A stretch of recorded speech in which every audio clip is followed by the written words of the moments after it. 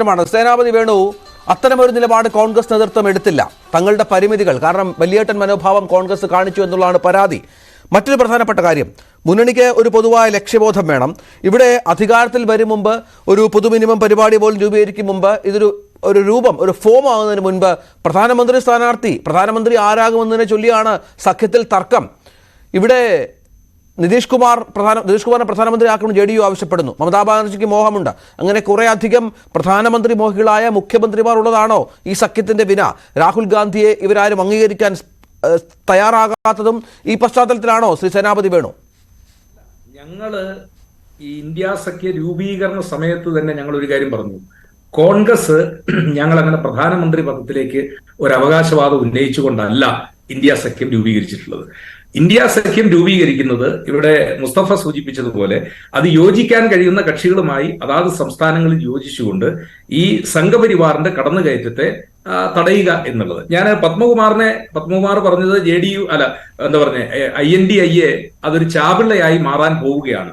പത്മകുമാറെ, ഞാൻ ഈ തെരഞ്ഞെടുപ്പിലെ തന്നെ ഇലക്ഷൻ കമ്മീഷന്റെ വെബ്സൈറ്റിൽ പ്രസിദ്ധീകരിച്ച വോട്ടറിന്റെ കണക്ക് നമ്മളൊരു ചർച്ച ചെയ്യുമ്പോൾ അതിന്റെ അക്കാദമിക് ഇൻട്രസ്റ്റും കൂടെ വേണമല്ലോ ഡിബേറ്റിൽ.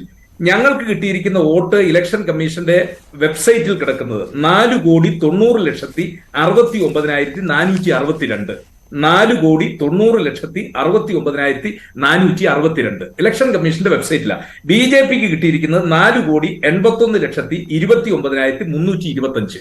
കൗതുകകരമായ ഒരു കാര്യം നമ്മൾ മനസ്സിലാക്കേണ്ടത്, കോൺഗ്രസിന് മൊത്തത്തിൽ നോക്കുമ്പോൾ 10 ലക്ഷത്തോളം വോട്ടുകൾ കൂടുതൽ കിട്ടി. പക്ഷെ വോട്ട് കൂടുതൽ കിട്ടിയെന്ന് പറഞ്ഞാൽ ഞങ്ങൾക്ക് ചിലപ്പോൾ 1.5 ലക്ഷം വോട്ട് കിട്ടിയെടുത്ത് BJPയുടെ സ്ഥാനാർത്ഥി അടുത്ത മണ്ഡലത്തിൽ ജയിച്ചത് 5000 വോട്ടിനായിരിക്കും. ഞങ്ങളുടെ 1.5 ലക്ഷത്തിന് ജയിച്ചയാളും 5000ത്തിന് ജയിച്ചയാളും ജയത്തിൽ തുല്യമായി. അപ്പൊ ഞങ്ങൾക്ക് ഈ തെരഞ്ഞെടുപ്പിൽ പോലും 4,90,00,000 അപ്രോക്സിമേറ്റ് കിട്ടുമ്പോൾ നിങ്ങൾക്ക് 4,80,00,000 10 ലക്ഷം വോട്ട് ഈ 5 നിയമസഭാ തെരഞ്ഞെടുപ്പുകളിൽ ഇപ്പോഴും നിങ്ങളെക്കാൾ ഞങ്ങൾ മുമ്പിൽ നിൽക്കുന്നു.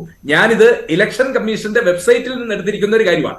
ഇനി ഞാൻ പത്മകുമാറിനെ ഓർമ്മപ്പെടുത്താൻ ആഗ്രഹിക്കുന്നത് ഇന്ത്യയുടെ രാഷ്ട്രീയ ചരിത്രമാണ്. ഇന്ത്യയുടെ രാഷ്ട്രീയ ചരിത്രത്തിൽ 10 വർഷത്തിനപ്പുറം തുടർച്ചയായി ഭരിക്കാൻ കഴിഞ്ഞ ഒറ്റ പ്രധാനമന്ത്രി പണ്ഡിറ്റ് ജവഹർലാൽ നെഹ്റു. അദ്ദേഹം 47 മുതൽ അദ്ദേഹം പ്രധാനമന്ത്രിയാണ്. 52-ലെ തെരഞ്ഞെടുപ്പിന് ശേഷം 52 to 10 62 വീണ്ടും നടന്ന തെരഞ്ഞെടുപ്പിൽ അദ്ദേഹം ജയിച്ചു. 3ാമത് വട്ടം ജയിച്ചു. അദ്ദേഹം 67 64 മരിച്ചു. അതുകൊണ്ടാണ് എന്ന് പറഞ്ഞാൽ 3 വർഷം തുടർച്ചയായി തെരഞ്ഞെടുപ്പിൽ ജയിച്ച ഒറ്റ പ്രധാനമന്ത്രി ഇന്ത്യയിൽ പണ്ഡിറ്റ് ജവഹർലാൽ നെഹ്റു. ഇന്ദിരാഗാന്ധി 14 കൊല്ലം ഭരിച്ചുവെങ്കിലും 70-ൽ വന്ന് ഇന്ദിരാഗാന്ധി 77 കാലിടറി പുറത്തു പോകേണ്ടി വന്നു. ഡോക്ടർ മൻമോഹൻ സിംഗ് 2004 to 14 ഞങ്ങൾ ഭരിക്കുന്നു. 10 കൊല്ലത്തിന് ശേഷം ഞങ്ങൾക്ക് കാലിടറി പുറത്തു പോവുകയാണ്. ഇന്ത്യയുടെ രാഷ്ട്രീയ ചരിത്രത്തിൽ ഞാൻ പറയുന്നു 10 കൊല്ലത്തിനപ്പുറത്തേക്ക് ഒരു പ്രധാനമന്ത്രിയും തുടർച്ചയായി ഇന്ത്യയുടെ ഭരണത്തിൽ അധികാരത്തിൽ വന്നിട്ടില്ല എന്നുള്ള ഒരു രാഷ്ട്രീയ ചരിത്രം നിൽക്കുകയാണ്. History repeats itself. ചരിത്രം ആവർത്തിക്കപ്പെടുമെന്നുള്ള കാര്യത്തിൽ ഒരു തർക്കവുമില്ല. 2024-ലെ തെരഞ്ഞെടുപ്പിൽ ഞങ്ങൾ ഈ നാട്ടിലെ ജനങ്ങൾക്ക് മുമ്പാകെ ചോദിക്കുന്ന ചില ചോദ്യങ്ങളുണ്ട്. പത്മകുമാറിന്റെ പാർട്ടി മറുപടി പറയണം. ഞങ്ങൾ 310 രൂപയ്ക്കും 290 രൂപയ്ക്കും സിലിണ്ടർ കൊടുത്തപ്പോൾ നിങ്ങൾ പറഞ്ഞത് എന്താ? പ്രധാനമന്ത്രി അന്ന് 2014-ൽ തിരുവനന്തപുരത്തെ തെരഞ്ഞെടുപ്പ് പ്രചരണത്തിന് വന്നു കഴിഞ്ഞപ്പോൾ അദ്ദേഹം ഹിന്ദിയിൽ പറഞ്ഞത്, ആ चुनाव क्षेत्र में जाने से पहले, मतदान केंद्र जाने से पहले अपना रजोई में जाना और गैस सिलेंडर पर देखना. നിങ്ങൾ വോട്ട് ചെയ്യാൻ പോകുന്നതിന് മുമ്പ് നിങ്ങളുടെ അടുക്കളയിൽ പോയി ഗ്യാസ് സിലിണ്ടറിനെ നോക്കിയിട്ട് വേണം വോട്ട് ചെയ്യാൻ പോകാൻ. ഞങ്ങൾ 290 രൂപയ്ക്കും 310 രൂപയ്ക്കും ഗ്യാസ് സിലിണ്ടർ കൊടുത്തപ്പോൾ നിങ്ങൾ ഞങ്ങൾക്കെതിരെ എടുത്ത പ്രചരണമാണ്. ഞങ്ങൾ 2014 ഇറങ്ങി പോകുമ്പോൾ 1 ലിറ്റർ പെട്രോളിന്റെ വില 55 രൂപയും 1 ലിറ്റർ ഡീസലിന്റെ വില 50 രൂപയാണ്. അന്ന് നിങ്ങൾ കാളവണ്ടി ഉന്തിയും നിങ്ങൾ എന്താ പറഞ്ഞ ഗ്യാസ് സിലിണ്ടർ ഉരുട്ടിയും ഞങ്ങൾക്കെതിരെ ആക്ഷേപം നടത്തിയവരാ. 10 കൊല്ലം നിങ്ങൾ ഭരിച്ചു കഴിഞ്ഞപ്പോ, ഞങ്ങൾ ഭരിക്കുമ്പോൾ $142 സംസ്ഥാനങ്ങളിലെ ഈ 3 സംസ്ഥാനങ്ങളിലെ ജനങ്ങളൊന്നും ഈ പ്രചരണം കേട്ടില്ലല്ലോ ശ്രീ സേനാപതി വേണു. അവരൊന്നും നിങ്ങൾ പറഞ്ഞ ഈ കാര്യങ്ങളൊന്നും ഉൾക്കൊണ്ടില്ലല്ലോ. അവർ പെട്രോളിന്റെയും ഗ്യാസിന്റെയും വിലയൊന്നും അവർക്ക് പ്രശ്നമായിരുന്നില്ലേ? അല്ല, ഞാൻ പറഞ്ഞത് അസംബ്ലി തെരഞ്ഞെടുപ്പിലെ സ്ട്രാറ്റജി അല്ല. 2014-ലും 2019-ലും ഇവർ പറഞ്ഞ കാര്യങ്ങൾ, ഞങ്ങൾ 2 കോടി തൊഴിലവസരങ്ങൾ നൽകും. എത്ര പേർക്ക് തൊഴിലവസരം കിട്ടി?